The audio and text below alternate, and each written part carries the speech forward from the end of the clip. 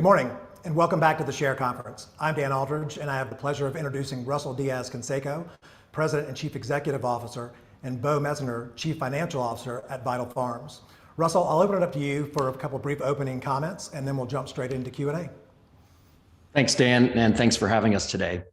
So I'm the CEO of VITL Farms. We public company since the middle of 2020. And our company exists with a mission to bring ethically produced food to the table. We were founded in 2007, and the first product and our largest product line to this day that we brought to market was what we call pasture-raised eggs. And they look a lot like any other shell egg you might buy in the grocery store, except they're produced on farms that are a little bit different than most of the farms that produce eggs in this country. The big differences are that our birds go outside. They have the ability to go outside just about any day of the year for any daylight hour they'd like. We have very specific standards for what that farm looks like and what the animal care looks like. And the net result of the way that we do things a little bit differently is that we actually produce the country's most expensive eggs, highest priced eggs. Interestingly, we're also the second largest brand of eggs in the country and the fastest growing one in the country. And so we believe that we're sort of creating the kinds of products, primarily eggs today, which consumers are increasingly demanding, the kind of products that reflect their values, the kind of products that are produced with an eye toward sustainable outcomes for all stakeholders involved in their production, whether it's our farmers and the chickens on those farms or the great crew members we have on staff, something enduring and for the long haul. I would point out three things that we are focused on as kind of our strategic right to win in the marketplace. The first is that we've got the very best farmers in this country, we believe, and we invest a lot to ensure that we have the very best relationships with them. One way that that sort of pays dividends is that we don't have any voluntary attrition of our farmers. And that in turn helps ensure a very resilient and reliable supply chain. We don't have any problems getting the eggs we need when we need them. The second would be marketing prowess. We do a lot with very little in terms of marketing investment. And our household penetration growth and our overall sales growth is the envy of the industry. And we do that very efficiently. In essence, we figured out how to produce what looks like a commodity in a different way and get credit for it with consumers. And then finally, to channel Peter Drucker, who said something to the effect of culture eats strategy for lunch. We've built a really strong culture with very clearly articulated values. We've got the best people in the business, and we haven't noticed a great resignation here at VITL Farms. So again, what that collectively results in this time of uncertainty, continued growth, driving top line sales, frankly, some pretty good execution despite all the chaos in the world these days. Great overview, and we're going to get into all that as we go through the questions, but why don't we start high level and talk about revenue. So what are the main drivers of growth today? How have you gotten to where you are? But then what are you excited about in the future? What product categories do you think about going into, if we're talking 3 or 4 years down the road? Terrific, thanks. So, it's very much a growth story, and the growth is driven both by increased distribution and by increased household penetration.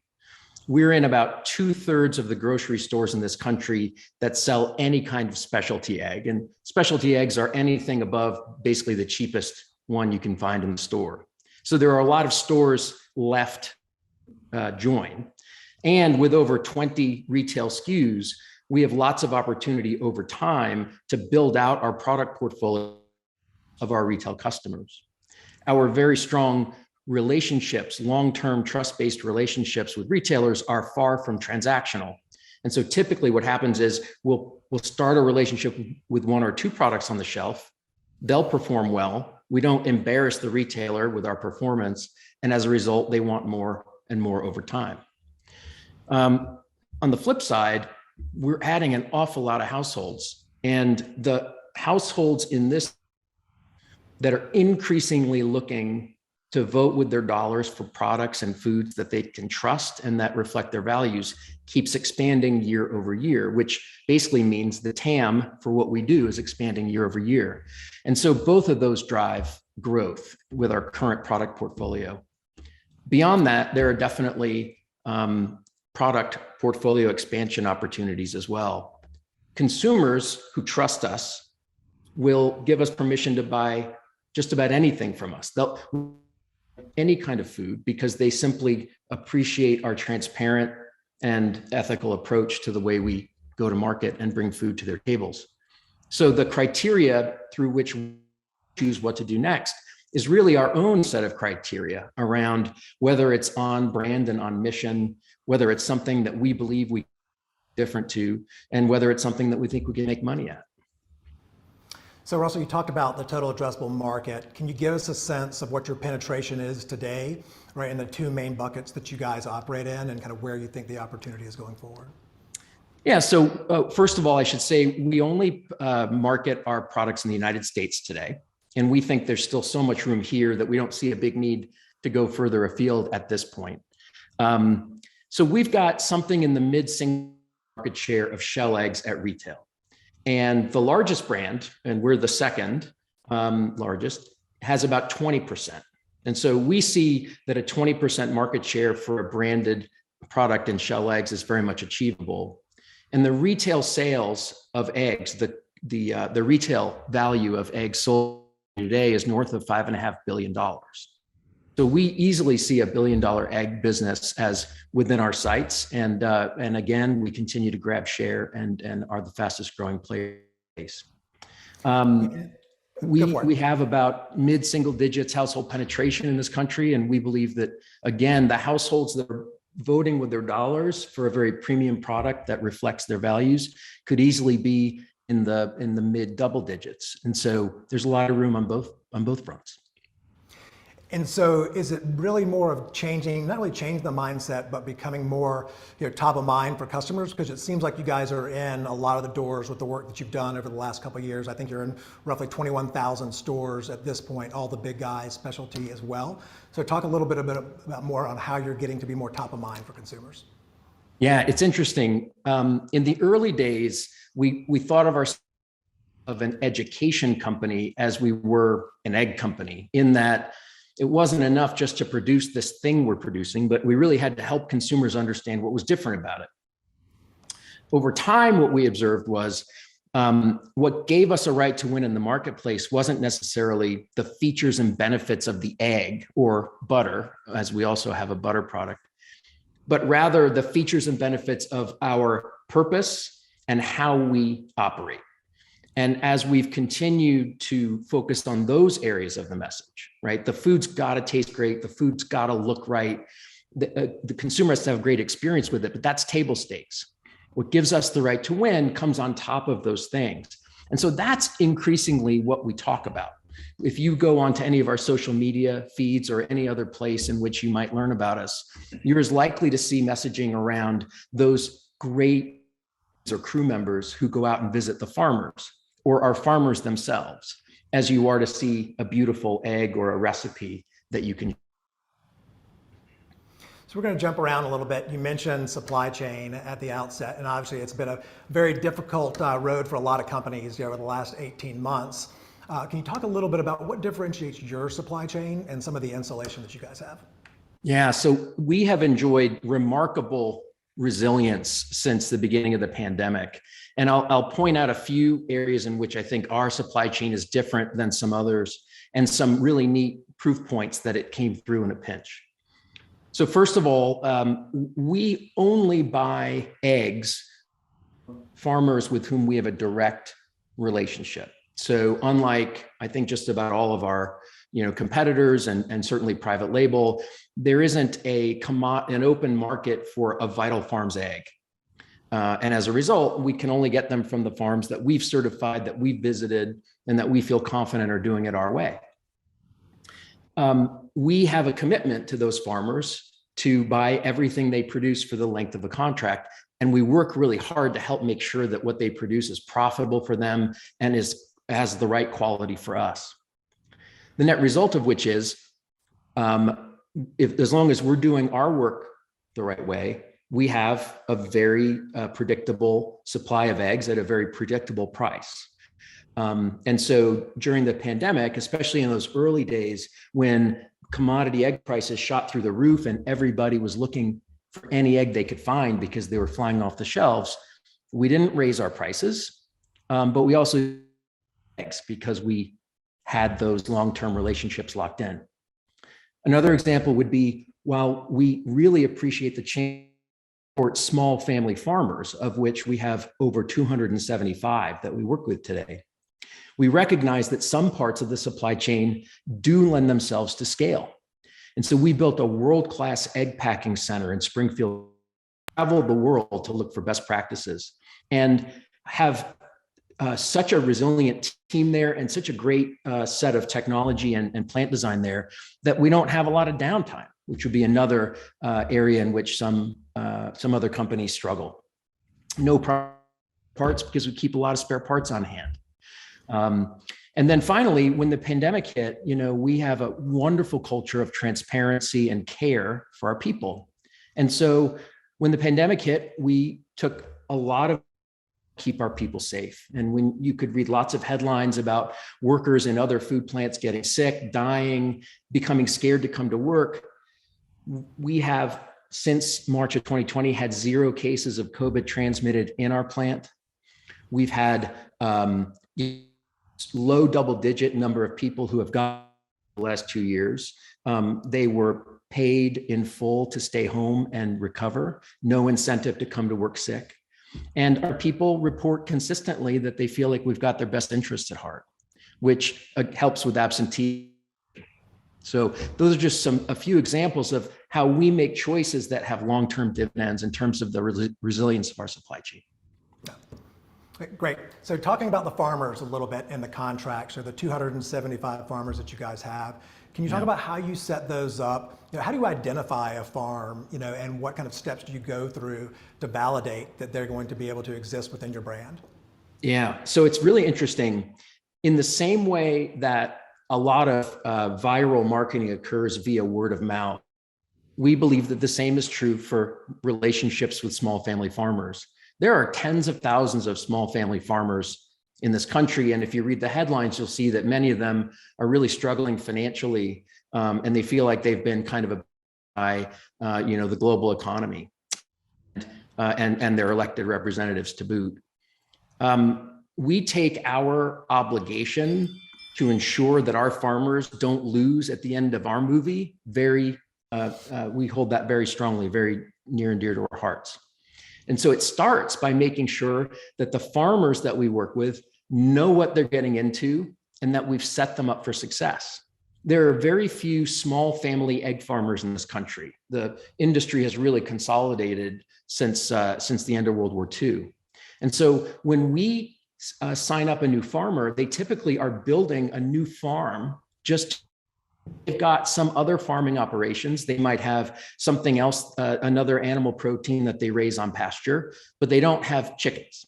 And so the first thing we want to do is make sure that they know what raising chickens looks like. And we'll bring them to one of our existing farms. And we even have, eggs them about what it takes to run a farm. Because sometimes the people with great intentions, it may not be a great fit for them. And we want to be transparent up front.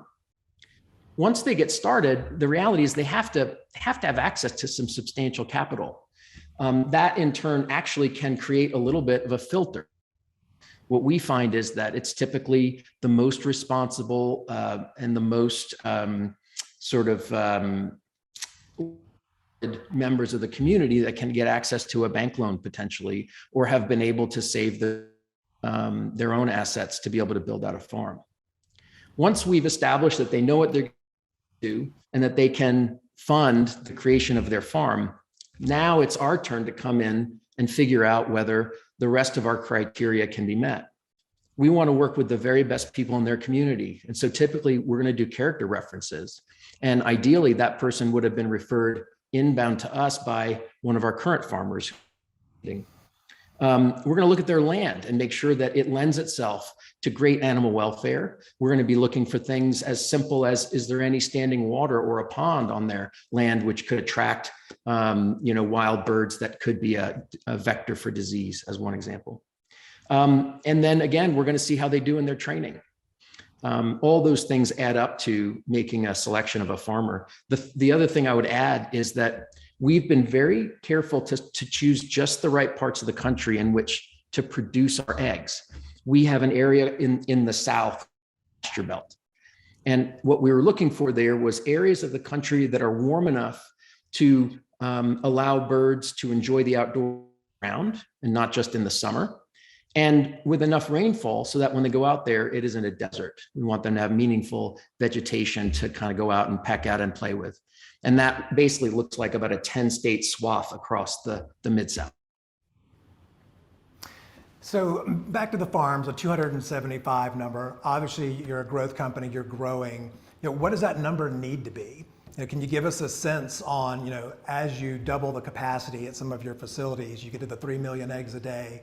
Does that 275 need to become 300, 350? And then how do you support, those farms? Yeah, we grow. I mean, we're adding farms throughout the year, and we are continually reassessing our growth plans and therefore our grower onboarding programs. We don't do any outbound marketing, interestingly enough, because there's so much great inbound interest that comes our way, which we're very blessed to have. And so, our farms are a mix of sizes, but the median right now is about 15,000 birds. A new farm today typically has 20,000 birds. So our 275 doesn't have to double revenue. It would be something slightly. But you could imagine that whatever our growth rate is roughly the number of farms we need to add each year. So clearly you guys are very thoughtful, right, about your partnerships, the way that you treat your team members. We obviously have had severe labor shortages, in the U.S., over the past year that could have continued. You talked about the low rates, of incidents that you've had at the facility, especially with COVID. Can you talk a little bit more about how you prioritize your people, especially in the light of your new sustainability report that you've issued? Yeah, I appreciate that. So, our founder, long before I got here, had set his expectation that anywhere we operated in the United States, we would pay at least the living wage plus %. And the living wage is determined by a team over at MIT that publishes by zip code what the living wage is. And so when we headed into the pandemic, and then we saw some real labor shortages occur throughout the market, and we found that we did have to adjust, as some others did, to make sure that we were competitive. What we saw was we didn't have to move quite as much as some others did because we were already starting from a pretty healthy place in terms of our comp and our benefits and the care with which we treat our people. So, the people in our packing plant already had a full suite of benefits, including paid time off, health insurance, and the other things that some of us might take for granted, but in ag actually are not that common, and in food production may not be that common. In fact, technically, we could consider the people that work in our plant to be ag workers, and therefore not even subject to overtime or worker safety OSHA laws. But we don't behave that way. We treat the plant as if it's not a food plant, and we subject ourselves to all the same expectations as any other plant might in the city of Springfield, Missouri. Beyond that, it's, we don't take for granted that people have to work, much less for us. And very consistent with the philosophy of conscious capitalism that we practice, we have a deep and daily understanding that everything we do is a free market transaction. That when we have an employment relationship with someone, every day they have to wake up and choose to come back to work. Every day we wake up and have to choose to buy them. Same with our farmers, same with our retail customers. We have to earn it every day. There's no I can whip out and make an employee come back. And so we simply start the day with that clear realization. And that inspires us to do a lot of listening, to ask for an awful lot of opinions, A great example recently, there's been a lot of talk about resignation. And as people try to unpack what that's about, one of the big explanations is, well, companies are making people go back to the office and they don't want to, and so they're leaving. Well, back in March of 2020, we all went home just like everybody else did for a little while. And then over the course of the next few months, we started to figure out that it was pretty cool to not have to go back to an office and not get in your car and commute. And so by the end of 20, we went and polled all of our people and said, well, what do you want to do? Should we go to an office? Should we only be remote? Should we do something in the middle? And our people, the vast majority of our people said, we want the freedom of choice. And we feel like there's a lot of our work that we can do effectively remotely. And there's some that does lend itself to collaboration. We want the best of both worlds. And so we declared over a year ago that we would not reopen our headquarters as an office where you sit down at a desk all day. And that may be part of why we haven't seen a big exodus. But that was rooted in hearing what our people wanted from us and then working to make that a reality. So obviously we've talked a little bit about supply chain, we've talked about labor. So Bo, going to throw a question to you on margins. Obviously there's other input costs that you guys talked about on the last call. You have delivery, freight costs, but would love to hear how you guys are thinking about margins this year and into next. Yeah, well, certainly we saw all the inflationary pressures that the whole market saw. For us, it's freight, as you talked to, and some of the feed costs, which we compensate the farmers for because they don't have pricing power. Starting into the pandemic, we assumed that some of those costs would be transitory, but said we'd be pragmatic about what we do with price in the marketplace. And as we saw those inflationary pressures become more permanent, we made a decision to take some pricing. We took our first tranche of pricing in January on about 35% of our portfolio. And we announced another price increase that will take effect in May across the whole portfolio in the low double digits. So we had some margin compression in the period of time that we didn't take pricing, but we fully expect by the time we get to Q3 and Q4 of this year, our margins will be back to our long-term goals, which from a gross margin point of view is about 35%. Based on the inflationary pressures we can see in front of us right now, assuming that no additional global events happen to any degree that folks haven't anticipated yet. Thanks. So Russell, switching around back to the consumer a little bit, can you talk a bit about who your core customer is today and how that's changed and how that helps you build your brand over time? Sure, absolutely. So, in the early days, our biggest product line, pasture-raised eggs, was the kind of thing you could only find at a farmer's market, or perhaps if you knew a farmer down the road. And in fact, that's how my family and I came upon pastured proteins. We read a book several years ago called Omnivore's Dilemma and we started going to farmers markets, and we go find farmers nearby that were doing things the way we thought they were meant to be done. So fast forward, this company was the first one to bring commodity pasture-raised eggs to a national audience. And as you can imagine, these aren't cheap, and they certainly weren't cheap when we were really small. And so the earliest consumers were the ones that already knew what they wanted. They were the people who were going to places like Whole Foods or Sprouts or natural grocers and were looking. And so there was some great kind of pent up demand for what we were offering them. And those are who we call kind of our core consumer, those kind of true believers, the ones who, frankly, in those early days were helping guide us in terms of what we should be doing as much as we were telling them what we were doing. Over time, what we found was that there was this much larger group of consumers that we consider to be our growth consumers. Those are the households that may be looking to those core consumers for their opinions, to be influenced about the choices they should be making. And frankly, who had perhaps even more resources to be able to spend household income on better products like ours, and maybe less attention and less education about the specific. And that required us to change our approach in terms of going to market. from a very deep personal one-on-one conversation with those early core consumers who would give us regular feedback on their products and about their expectations for things like animal welfare. These newer consumers have a less clear set of expectations, but they want simply to earn, and for us to earn trust with them. They want to trust a brand like ours to make all on their behalf, as opposed to them giving us their checklist of things that they want to make sure we're doing. So that's a whole different kind of relationship, but it also opens up a much larger.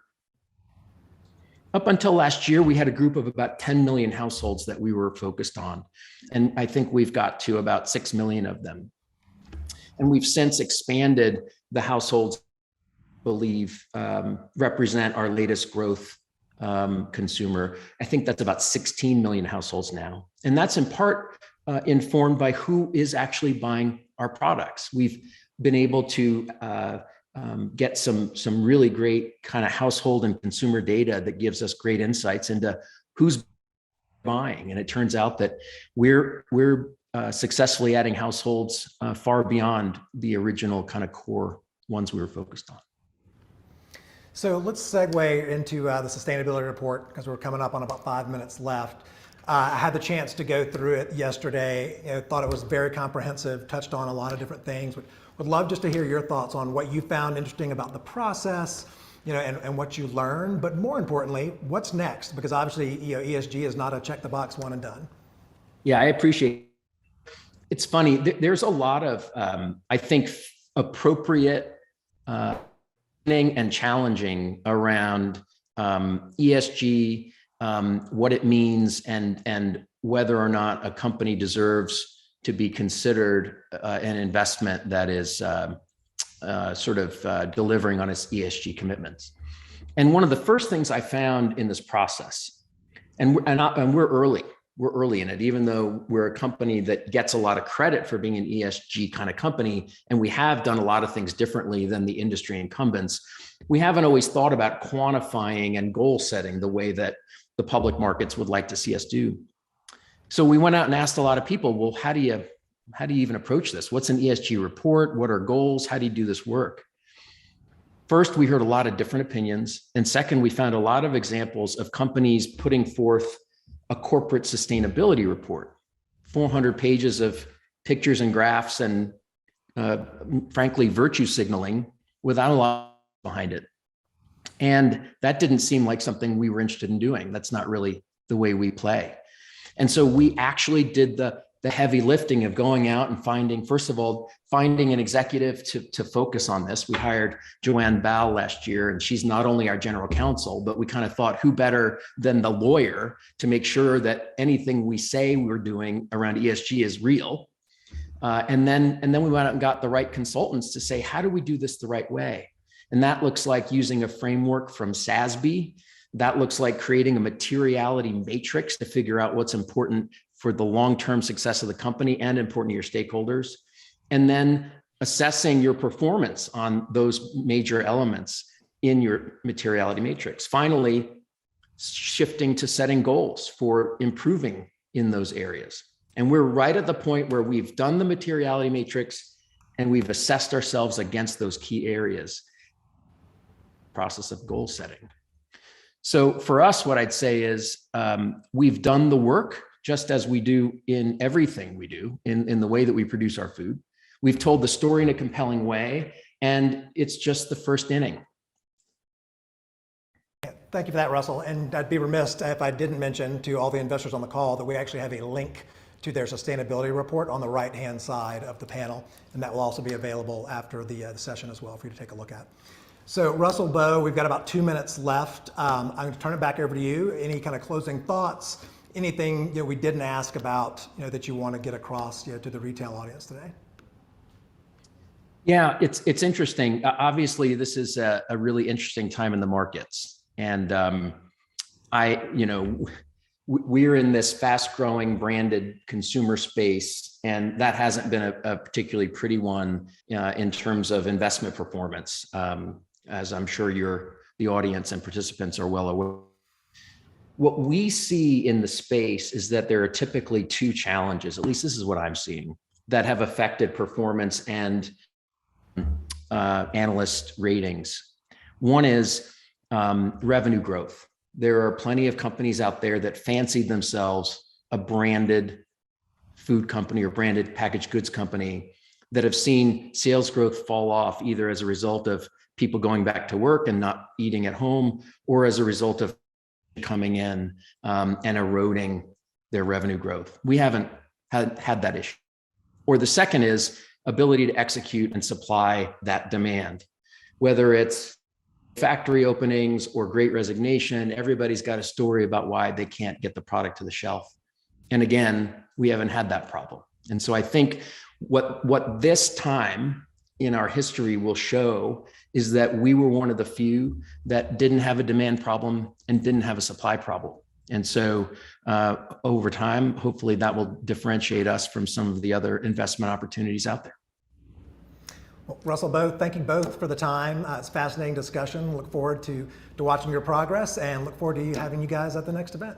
Thank you very much. Dan. Thank you very much. And to the investors that are still on the call, we have a next session coming up with Travel and Leisure CEO Michael Brown at the 12:30. Thank you.